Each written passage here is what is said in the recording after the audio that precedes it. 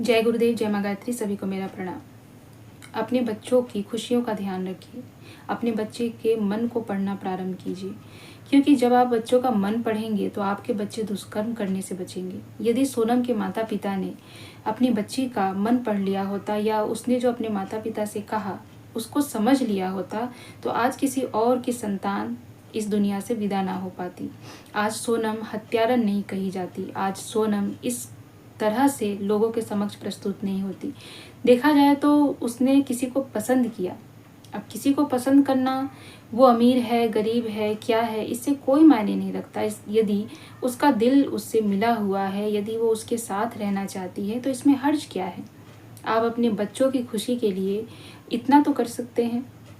यदि सोनम को राज के साथ रहना था, तो फिर आपने राजा के साथ उसकी जबरदस्ती शादी क्यों करे। यदि आपने यह जबरदस्ती कार्य नहीं किए हुए थे, जल्दीबाजी में उसको किसी के सर पे नहीं मर दिए होते, तो फिर आज ये कांड नहीं होता। आपको सोचना चाहिए कि आप जबरदस्ती शादी करा सकते हैं, लेकिन जबरदस्ती किसी के प्रति किसी के मन में प्रेम उत्पन्न नहीं करा सकते। जब उसका मन किसी और के साथ लग ही नहीं रहा है, जब उसने पहले ही कह दिया कि मैं कर लूँगी, लेकिन मेरे बाद, इस शादी के बाद मेरे पति के साथ क्या होगा वो तुम लोग देख लेना, तो इसे समझना चाहिए कि कुछ भी हो सकता है। फिर भी आप लोगों ने रिस्क लिया, क्योंकि आपको पता था कि बेटी कुछ भी करेगी, अपने साथ नहीं करेगी, दूसरे के संतान के साथ करेगी। तो इसलिए इनको भी सज़ा मिलनी चाहिए। क्यों ज़बरदस्ती इन्होंने शादी कराई? क्यों आपने किसी को जानबूझ के उसमें ढकेला? क्यों एक माँ को उसके पुत्र से आपने अलग किया? क्यों एक बच्चे को उसके परिवार से अलग किया? उस परिवार पे क्या बीत रही है आपको नहीं पता है, आप नहीं समझ रहे हैं। आप समझते तो ऐसा कृत्य नहीं करते। एक छोटा सा कृत्य था, बस आपको अपनी बेटी की मन की बात समझनी थी और उसके मन के हिसाब से वो कार्य कर देना चाहिए था। और कार्य कुछ गलत भी नहीं है इसमें। कुछ लोग कहेंगे कि बच्चे जो कहेंगे वो कर तो नहीं देंगे। आपके बच्चे जो आपसे कह रहे, आप वो देखिए कि सही गलत है कि नहीं। जब तक समाज में ये शादी को लेकर ऊंच नीच, अमीरी गरीबी, बड़ा छोटा का भेदभाव नहीं मिटेगा, तब तक ऐसी चीज़ें सामने आती रहेंगी।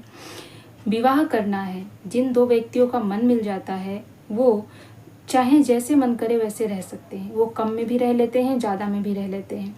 लेकिन आप जब इन चीज़ों को बीच में लाते हैं कि वो अमीर है, वो गरीब है, वो बड़ा है, वो छोटा है, तो फिर तो ऐसी घटनाएं घटित होती रहेंगी।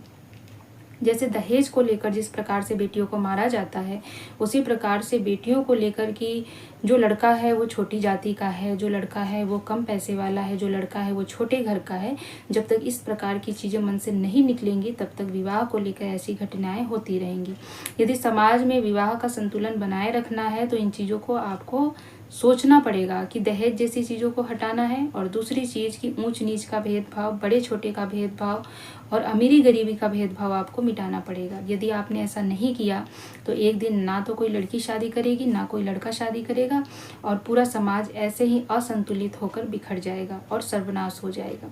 इसीलिए माता पिता को ये चीज़ समझनी होगी और बच्चों को भी ये चीज़ समझनी होगी कि वो अपने घर की पहले परिस्थिति देखें कि आपके घर में कौन सी चीज़ें आपको अलाउड है, कौन सी चीज़ें अलाउड नहीं है। यदि ऐसा नहीं है तो आप अपने माता पिता की आज्ञा मानिए। अपने बच्चों को संस्कार बनाने के लिए आपको बचपन से उस पर ध्यान देने की आवश्यकता है। आप बचपन से उस पर ध्यान दीजिए। जब आपके पास अपने बच्चों के लिए समय नहीं होता और जब बच्चे बड़े होते हैं तो आप चाहते हैं वो संस्कारित हो जाए। जब आपको अपने बच्चों को संस्कार देना होता है, तब आप तो कहीं नदारत होते हैं, आप होते नहीं हैं। आजकल जिस प्रकार से माएँ अपने बच्चों को, चाहे बेटी हो या बेटे हो, उनको किसी आया के हवाले कर देते हैं, उनके हाथों छोड़ देते हैं। फिर वो जैसा संस्कार उनके बच्चों को दो, जिस प्रकार से उसको गढ़ना चाहती है गढ़ दे। और फिर आप चाहते हैं कि आपके बच्चे बहुत संस्कारशाली हो, आपकी बात माने, आपके कहे अनुसार चले। इसके लिए आवश्यक है कि आप बचपन से उनके साथ समय बिताइए। बच्चों की जो उम्र 1 से 10 साल की होती है, इसमें जो उसके अनगढ़ मन को आपने जिस प्रकार से गढ़ दिया, उस प्रकार से वो गढ़ जाता है। कहते हैं कि बच्चे का मन जो है गीली मिट्टी की तरह होता है, जो आकार देना चाहेंगे आप आकार दे सकते हैं। तो जो संस्कार आप उसको उस समय देंगे, वही संस्कार आपको अब देखने को मिलेगा। तो इसीलिए जो अभिभावक अभी भी नहीं सचेत हो रहे हैं, अभी भी अपने बच्चों को किसी और के हवाले छोड़ देते हैं या अभी अपने बच्चों को किसी और के सहारे पालन पोषण करने के लिए मजबूर हैं, उनको इस बात का ध्यान देना है। या तो अपने माता पिता को अपने साथ रखिए ताकि बच्चे जो हैं अपने दादा दादी के संस्कारों से पले बढ़ें, या फिर आप उन्हें अपने संस्कारों से पालिए। नहीं तो एक दिन ऐसे ही बच्चे आपके सामने प्रस्तुत होंगे, ऐसे ही बच्चे आपके समक्ष आएंगे जैसे कि सोनम है। बड़े होने के बाद भी आप उनको समझिए, उनके साथ दोस्त की तरह रहिए, उनकी हर एक बात को समझिए, देखिए कि वो कितना किसके साथ भावनात्मक रूप से जुड़े हैं।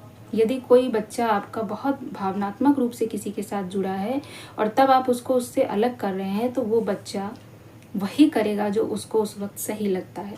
जैसे सोनम ने किया, सोनम के विवाह की हर एक वीडियो हमने देखी, जिस वीडियो में कहीं भी वो लड़की खुश नज़र नहीं आ रही है। कोई अनपढ़ आदमी भी उसका चेहरा देखकर ये कह देगा कि उसे कहीं से भी कोई खुशी नहीं है। तो क्या उसके माता पिता को अपनी बच्ची की ये खुशी नहीं दिखाई दी, ये तकलीफ नहीं दिखाई दी?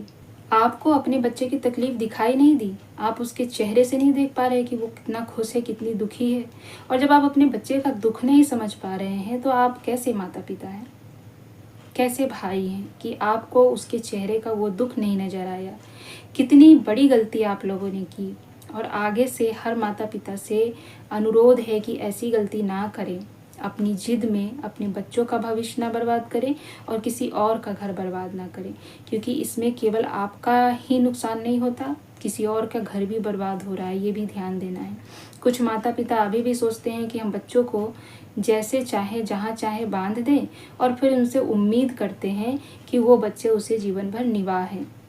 कैसे निभाएंगे जब उनका मन नहीं मिलेगा, जब दोनों एक दूसरे को समझना नहीं चाहते, दोनों की भावनाएं एक दूसरे के साथ नहीं जुड़ी, दोनों के बीच में कोई इमोशंस नहीं है, तो कैसे एक दूसरे के साथ रहेंगे? केवल इसलिए कि आप चाहते हैं, इसलिए कि माता पिता चाहते हैं कि आप इसके साथ रहो। तो ऐसी चीज़ों में फिर घटनाएं उत्पन्न होंगी और इन सब का कारण माता पिता कहे जाएंगे। इसलिए माता पिता का फ़र्ज है अपने बच्चों से पूछें, उनको देखें, उनको समझें, उनकी खुशियों का ध्यान रखें और बहुत सोच समझ कर कोई फैसला लें।